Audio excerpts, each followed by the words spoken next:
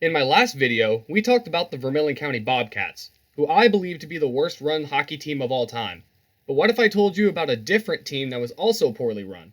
This team didn't last 3 full seasons, they had an offense that was a pain in the ass to work with, they were owned by a controversial former NFL player, and rather than folding, they were terminated by the league they were in. Yeah, this was pretty bad. So let's dive in.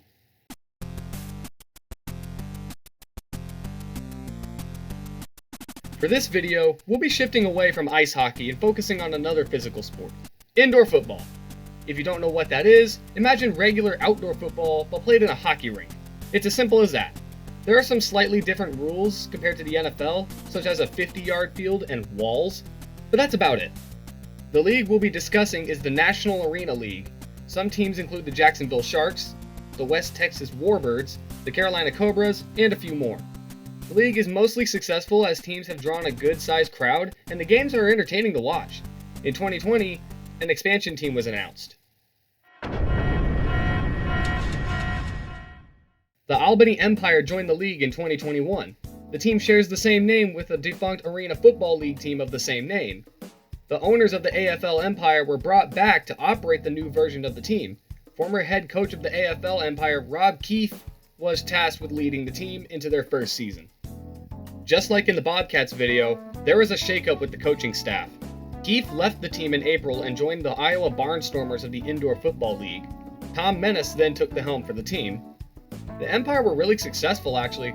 Unlike the Bobcats in my last video, the Empire actually won, and they won a lot. In their inaugural season, they finished with a 7-1 record and won the championship against the Columbus Lions. Well done, guys. The success didn't stop there. The Empire made the playoffs again the following season with an 8-4 record. They barely scraped by the Jacksonville Sharks 68-67 and won the league championship again, this time against the Carolina Cobras. I can't fail to mention that they won the first seed in both seasons. Very impressive for a new team. Now I bet you're wondering, but Koifish, the team has 2 championships in their first 2 seasons. How on earth is this team considered bad? Well, hold on, I'm about to get to that. While the team was very successful on the field, the main reason this team failed is because of managers and ownership. The players did all they could up to this point, same with the upperheads, but in March of 2023, it all took a turn.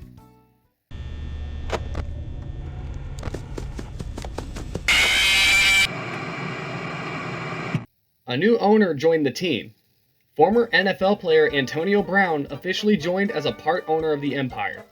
Yes, that Antonio Brown, the NFL player who pretty much lost his ever-loving mind, says crazy stuff on Twitter, and retired from the NFL in the middle of a game. That Antonio Brown. Oh boy, here we go.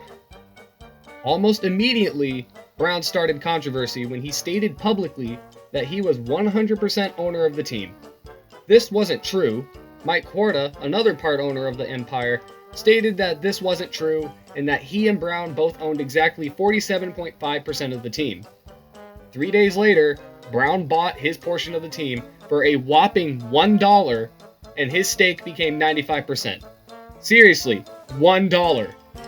To add to the chaos, representatives of Brown published a statement to a local newspaper stating that Brown has no personal ownership or control over the team, and that the team is actually owned by Antonio El Allah Express Trust Enterprise. Yeah, say that 5 times fast. The enterprise is owned by a foreigner named Antonio El Allah. In a letter from Brown, he wrote that he was not the owner of the team.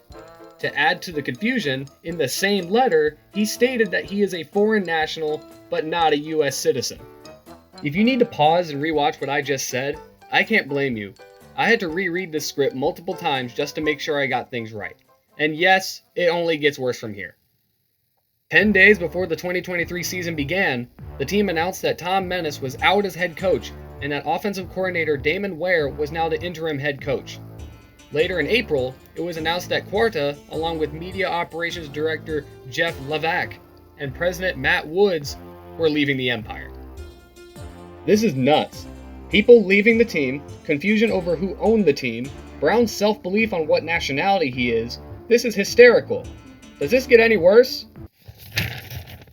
Yes, it does. The announcement of Quarta, Levac, and Woods' departure from the team was made on April 19th. The team then went over a week without any access to their own payroll systems. To simplify that, if you don't have access to the payroll systems, you are not getting paid. That is the biggest red flag so far in my opinion. New head coach David Ware announced on May 1st that he had not been paid since April 21st and would be leaving the team. Later that day, an incident broke out on the team bus that resulted in the suspensions of 6 players. To add even more fuel to the fire, because why not, it was announced the following day that David Ware had left the team and that 8 of their top performing players had been cut. Wow. All that within 3 days.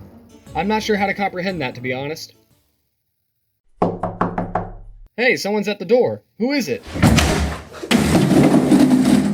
Oh, look! It's former head coach Tom Menace. Brown announced that he's back as head coach. And best of all, the payroll issue has been fixed! So happy to have him back. Such a great coach. What? He quit? Menace stated that he and the ownership didn't share the same vision for the team, and that he wanted to step aside and allow for the team to find a coach that shared their vision. That's very respectful of him to do that, but the team is still a dumpster fire on wheels. They tried to hire John Aldine, but that fell through. The team eventually hired Pete Porcelli as the team's new head coach. In his first game, the Empire lost to the Fayetteville Mustangs 49-27. The night after the game, he was fired. He only coached 1 game and got fired. Unbelievable. Now, I didn't mention this during all that, but as all this was going on, Brown and the team were being fined. They owed people money. Some of it was for Brown's conduct, such as comments, some of it was to the league for operations costs, and some of it was to a local restaurant who shared on a social media post that the team had not paid them for a food order. After all that, on June 15th, the NAL officially terminated the Albany Empire's membership, effectively ending the team. People are still pointing fingers as to who they think is responsible for the team's failure. Some blame Antonio Brown for all the confusion and the issues with payroll and the fines for acting the way he did. Some blame the workers' compensation systems, but it's debated. Bob Belber, who is the general manager of the arena the Empire played in, stated that he is optimistic that they can reach a solution and has been talking with groups to bring indoor football back to the venue. In 2024, the Arena Football League was relaunched, and the Empire were not part of the list. So there you have it, a team with plenty of success taking one of the steepest dives possible for a franchise. That's the story of the Albany Empire.